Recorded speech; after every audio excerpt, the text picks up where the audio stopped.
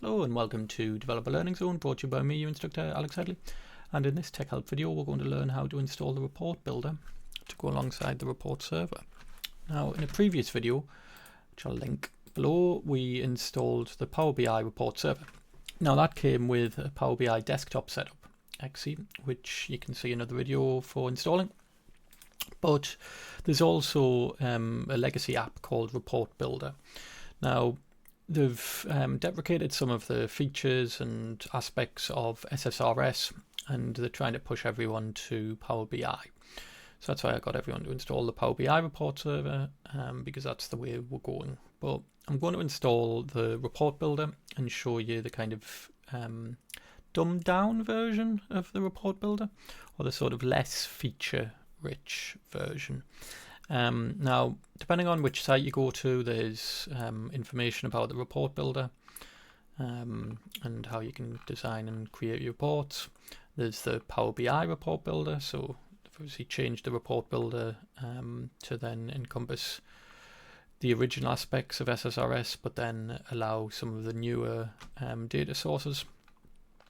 And you might come across different installs, so Microsoft Report Builder, Microsoft Power BI Report Builder, and then there's also the Power BI Desktop, which is in the other video. So what we're going to do is install the Power BI Report Builder.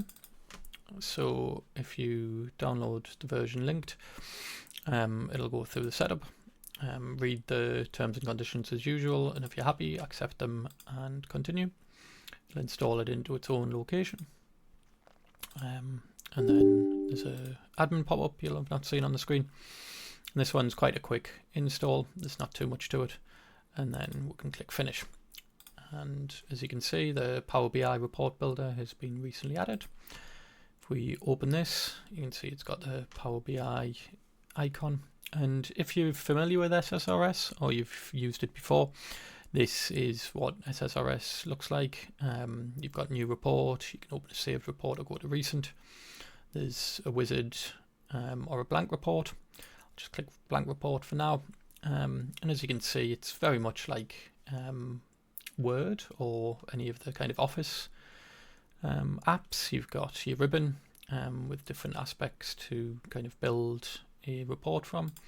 You can pull the data in from various locations. You can insert tables and sparklines, images, and then there's different aspects you can view. So properties and parameters are handy, depending on if you're using a parameterized report. But yeah, this is just the install video, so this is going to be it for now. But in future videos, I'm going to show you how to add different data sources and build up reports. We'll probably use the Northwind database that I installed in a previous video. So if you haven't got that ready, you might want to install that. But of course, you're welcome to connect to your own data sources and build reports with your own data. I'll just show you the principles of how. Thanks very much. See you in the next one.